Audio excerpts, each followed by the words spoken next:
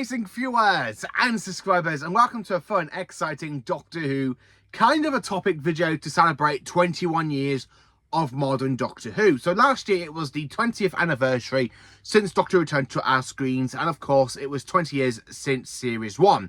So to celebrate 21 years of the modern era of the show from 2005 to 2025, or 2026 really, because we have got this year's Christmas special to look forward to, I thought it was quite interesting to talk about my favourite stories from each year of the revival. And then, of course, down in the comment section down below, you can tell me your favourite stories from each year of Doctor Who from 2005 down to 2026. Now, the one thing I was looking at when I was literally doing the maths, when Classic Who reached their 21st year, they just got on to the 6th Doctor, where for us, for 21 years of the revival, we've just gone through 7 Doctors. Going on to the 8th or 10th Doctors, really, because basically you've got to think of John Hurt and Joe Martin. So basically 11. We've gone through 11, nearly 11 Doctors in 21 years, where Classic Who only got on to the 6th Doctor. Yeah, that ain't... That's not good, is it? But yeah, here are my favourite episodes from each year of Doctor Who. So, well, of the revival era to celebrate 21 years. So, 2005, the big year Doctor Who returned on our screens, we had 14 episodes, 11 stories, including a majority of 3 two-parters. Now, my favourite story is, of course, Bad Wolf and Parting of the Ways, the finale to Series 1. I absolutely love this finale because, one, it is a based on Jacie's story, so it kind of gives me like Troughton vibes, where halfway through season 4, season 5, it is a based on Jacie's storyline, where Heckleson is basically stuck on Satellite 5, where they turn it into a game station. Rose is basically teleported from the game station to the Dalek mothership. We have the return of the Emperor Daleks in this story, and of course we do have the regeneration of the 9th Doctor, which I quite enjoy. It is my favourite well, it's my second favourite modern Doctor Who regeneration story. It's really great. I mean, absolutely brilliant. I do enjoy it. It's a great finale to the 9th Doctor's season. I absolutely love the Daleks in the story as well, because it just shows how menacing they are when you got a whole army, and when you have the big Emperor Dalek as well. It's a really great story. Absolutely fantastic. 2006. Now, this is from Series 2, which is soon to be celebrating its 20th anniversary. So for Series 2, it is Rise of Solomon and Age of Steel. Now, this was a tricky one, because there are only quite a few stories I enjoy from Series 2. It is my least favourite series of modern Doctor Who. And I mean that most sincerely. It's my least favourite. I mean, too much lovey-dovey stuff. Way too much lovey-dovey stuff. Yeah, Series 2, it's all lovey-dovey, smooshy-wooshy, you know, or blah. You know, I'm not a big fan of lovey-dovey stuff in Doctor Who. I prefer aliens, alien planets, which is why I like Classic Who more than the Revival era. But there are 2 stories where they're both two-parters I wanted to mention, but I can only mention one. So I have to go with Rise of Solomon and Age of Steel, because this is a great introduction to the Cybermen for a brand new era. So the Doctor, Rose and Mickey are trapped inside a parallel universe, because the TIEs fell through the vortex into nothingness, into the void. And of course they ended up basically on a parallel universe, where we meet the creation of a new race of Cybermen, aka the John Lunick Cybermen. And of course we do have the Cyber Controller. I do quite enjoy this two-parter. It is a great two-parter, really. The music for the Cybermen is really great as well. It's really pasted really well as well. Now, the one thing about it, I think some of the CGI could do like a little bit of update, which is why if they do the modern series of Doctor Who inside the collection range, I hope basically it is the Impossible Astronauts, the Satan's Pit, that gets the update effects for the Beast. But yeah, I quite enjoyed this finale, well, this episode. It's really great. And of course, we say goodbye to Mickey the Idiot. 2007. Now, my favourite episode, well, my favourite two-parter. Again, I'm going for a lot of two-parters here for early Revival era. So, my favourite two-parter is Human Nature and Family of Blood. Series 3, again, it's very much of a mixed bag. You've got some good episodes in the first part, and then when you get to the second part, you just go phenomenal. I absolutely love Human Nature and the Family of Blood. The Doctor turns himself human to hide away from the Family of Blood. I really like the army of scarecrows. Soldiers! Soldiers! I really like the fact when the Doctor does turn himself human and they do try and threaten him with a gun and says, which one of them would you like us to kill? Your friend or your lover? You make the choice. Again, this is a little bit lovey-dovey. It does have some good callbacks to a lot of the first series of David Tennant's run. And of course, you got that fantastic speech where he goes, he's like ice and fire and rage. He's like the night in the storm and half the sun. You know, you have that going for it as well. But I do quite enjoy this two-parter. It's really brilliant. It's been a while since I watched this two-parter. It's really great. 2008, so we're going into series 4. And it is the Stone Earth and Journey's End. Again, another great two-parter. This is like the Avengers Infinity War crossover, where we got basically Doctor Who, Torchwood and the Sarah Avengers coming together to bring in a big threat, aka the Daleks.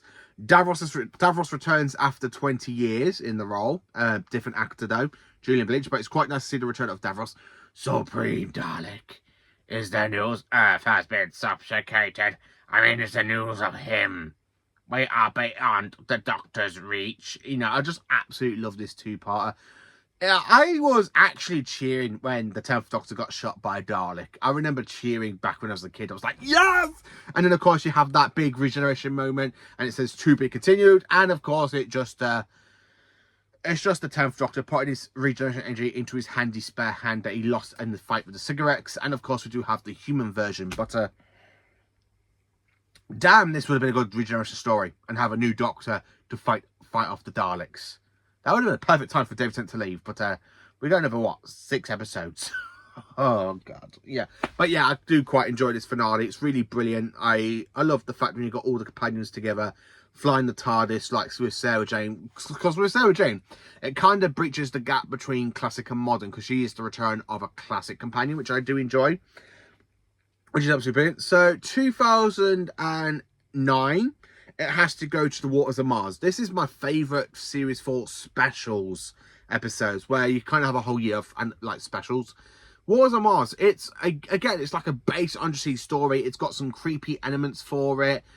You do see the 10th Doctor kind of lose his mind, where he goes, the Time Lord Victorious is mine. You know, you got all that going on for it, which is a really great way for it. It's just a great episode. And, of course, Adelaide Brooke is really good as well. I like the actress playing Adelaide Brooke. She's really good in the role. 2010, we have the 11th Hour, which is the 11th Doctor's debut story. Now, this is a perfect way to introduce to a brand new Doctor. Boom, a brand new Doctor.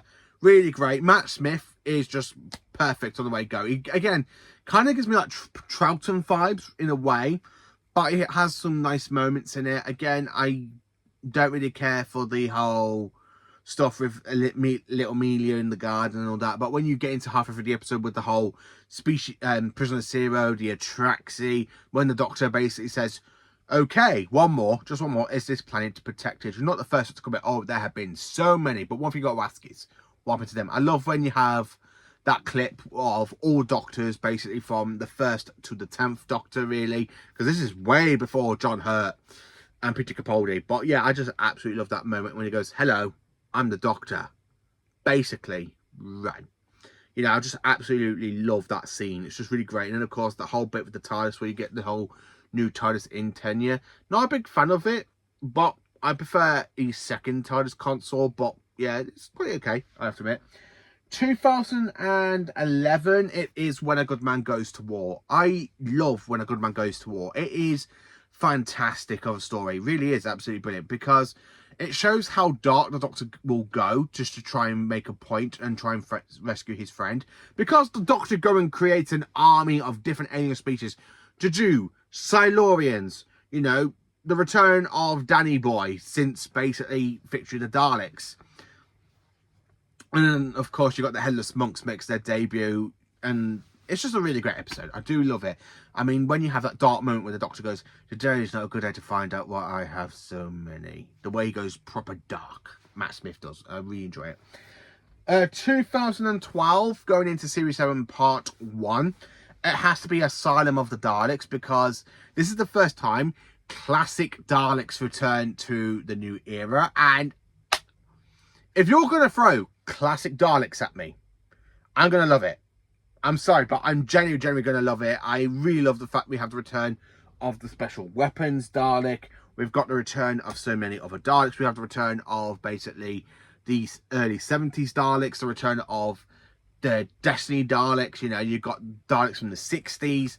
You know, anything with classic Daleks, I'm just going to love it, which is why it's my favourite episode from 2012. It really is. 2013, it's got to go to the 50th anniversary of the show, aka the Day of the Doctor, where you have the return of David Tennant. Again, not my favourite incarnation, but it's a good anniversary special. John Hurt basically gives us such a great performance as the War Doctor. I really like him as the War Doctor. I wish we had a little bit more screen time with the War Doctor. It's nice to see the regeneration between War and Nine, where he goes, yes, of course, suppose that makes sense. Wearing a bit thin. And of course, you do see him start to regenerate around by the eyes a little bit. You don't see Christopher Eccleston, but it is a great way to lead into the 9th Doctor, which is why I absolutely enjoy the Day of the Doctor. But it's got some great moments, plus it has the return of the Zygons since 1975 with the Tom Baker story known as Terror of the Zygons. I just absolutely love it. And of course, you've got Daleks in it as well. So anything with Daleks and Zygons, anything to do with a classic Doctor Who monster, I love it. I absolutely do love it. 2014, we have Deep Breath. Again, following on from another debut story. I like how the Doctor is kind of not fully there yet, but when you get to the end of the story, he's back. He's the Doctor. You know, you got some great dark moments from the 12th Doctor. Really give me, like, fantastic Hartnell vibes, where, again, there's just, like, moments when Peter Capaldi kind of reminds me a little bit of the first Doctor in his performance, which is why I enjoy it. Plus, we have the return of the clockwise androids from another lovey-dovey episode from series 2, The Girl in the Fireplace. But you got a new design to them. I like the half-face man one, because that's a really great design as well. Yeah, but I just absolutely love Deep Breath. I really do. 2015, it has got to go to Heaven Sent, because when you have a great actor like Peter Capaldi playing the Doctor, you give him a story on his own, where he's trapped in his convention dial for 4.6 billion years. And you've got him trying to work out how to escape. He knows it's the Time Lords. He knows the veil is basically the way to try and get him to open up and tell the truth, which is why I absolutely love it. It's just absolutely a fantastic story. It really is, and I do love the Heaven Sent. 2016, we've only had one episode, which, again, I can't really talk about because it is a bad episode. Yeah, a bad one. So I'm not going to talk about the episodes where you had one per year, because you kind of got that 2 times in the modern era, like 2016 and 2019. But yeah, it's okay. You know, let's just skip into the next year, shall we? 2017, and it is One of a Time and the Doctor Falls. 3 incarnations of the Cybermen. The return of the Mondasian. So again, another classic Doctor Who design returns, so you know I'm going to love this. The return of John Sim as the Master, and having Michelle Gomez playing the female version of the Master. So you got 2 Masters, 3 versions of Summon. You've got a full-on conversion of a Cyberman. Well, we see a companion kind of get turned into a Cyberman, which is the first time it's actually happened on screen. It has happened in a few comics, like in Cemetery of the Cybermen. But boom, this is just a great 2-part story. We see Bill get turned into a Cyberman, and the way the 12th Doctor deals with that, and the way he's there trying to talk to the human side of Bill that's not fully converted into a Cyberman. It's a really great scene. You've got some great scenes in it, and of course it does lead into the 12th Doctor's final story. But when you got the 12th Doctor battling the sun with a sonic screwdriver, blowing everything up, and mentioning every single callback, like Taros from basically To the Summon, and of course Attack of the Summon, Planet 14, you know, Canary Wharf, the Moon. You got so many great callbacks in that episode between the Doctor and the Cybermen. Again, classic Doctor Who callbacks. I'm the man for it, because I just absolutely love it when you have a classic callback in the modern era of the show. And that's what I have to say about it. 2018, The Woman Who Fell to Earth, Jodie Whittaker's debut story. Again, I got a thing for modern Doctor Who debut stories for a little bit, because Matt Smith had a great debut, Peter Capaldi had a great debut, and Jodie Whittaker had a great debut. I absolutely do enjoy Jodie Whittaker's debut story because it is just absolutely brilliant. I mean, you can tell this Doctor is going to be very hands-on until they kind of turned her into a little bit of a mimic between 10 and 11. But when you have her working everything out and basically making her own sonic screwdriver, really great first episode. It's just a shame that the Whittaker era kind of went a little bit bad in Series 11 after this episode. Because this is the best episode from Series 11, in my opinion. 2019, again, we only had one episode, which is Resolution. Again, that's just a good Dalek episode. I do enjoy it, but I can't really mention it because it's only one episode from that year. That's bad, I should say. 2012, the year of the pandemic, and Doctor Who is still going on. And that is basically it's got to go to Ascension of the Cybermen. Again, it is a two-part story, but the second part really falls flat for me. But Ascension of the Cybermen, it is a great Cyberman story where you have Ashad, the lone Cyberman, who's literally half human. Again, you've got the return of the RTD Cybermen. You've got a whole new design, aka the Cyber Warriors, which gives me so many callbacks to the Invasion type and Earthshock type, because it really reminds me a little bit of the Earthshock Cybermen and a little bit of the Invasion Cybermen, especially where the actual face part of the Cybermen, which is what I love about it. Again, when Gallifrey does come through the boundary and you've got the Master being there, it's like, okay, yeah, something's going on. But the second part of the story does fall flat, which is why I'm not mentioning it in this episode, in this thing. But this is my favourite episode from 2020. 2021, we only had one episode, which is basically Resolution of the Daleks. Again, another great Dalek episode. Really brilliant. Fantastic. Captain Jack returns for it. That's all I can say about it. 2020... Oh no, 2021. We did have another we had another series, didn't we? Yeah. So 2021, I had to put War of the Santarans as my favourite because the design of the Santarans give me classic Who vibes. I love the honourable mention to General Lynx from the Time Warrior from the classic Who story, which is really brilliant as well. But yeah, I absolutely love it. And Jodie Whittaker does actually give us a great performance as well. 2022, and it is The Power of the Doctor. Again, another regeneration story, but this one's really good because we have cameos from classic Doctors. We have Peter Davison, Colin Baker, Sylvester McCoy, and Paul McGann. The 5th, 6th, 7th, and 8th Doctors make their return. And it's a great way to have them all talk to the 13th Doctor, currently played by Jodie Whittaker, before she regenerates back into David Tennant by the end of the episode. But I love the fact how you've got the Master with the Daleks and the Cybermen and the Cybermasters and all that. It's a really great episode. And of course, every little bit of linkage between classic and modern Who, because you've got Tegan and Ace's return, as well as having the return of Graham, as well as basically having the return of a ton of classic Who companions at the end of the episode, which is absolutely brilliant, including Mel. I absolutely love it. I do love it. 2023, the 60th anniversary, and it is the Giggle. I love the Giggle.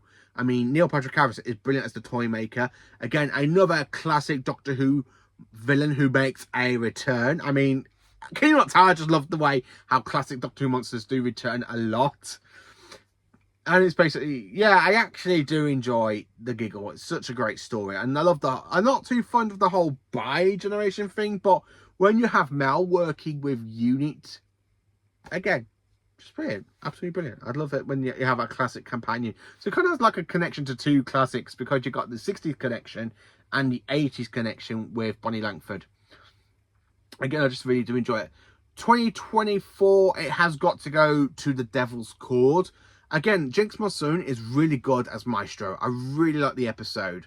I love that scene where basically the Doctor uses the screwdriver to try to play a trick on the god, which is why I absolutely love it. It's just such a great story. And of course, last year, 2025, it is The Well. I love The Well. It's just absolutely a great, creepy episode. Very dark.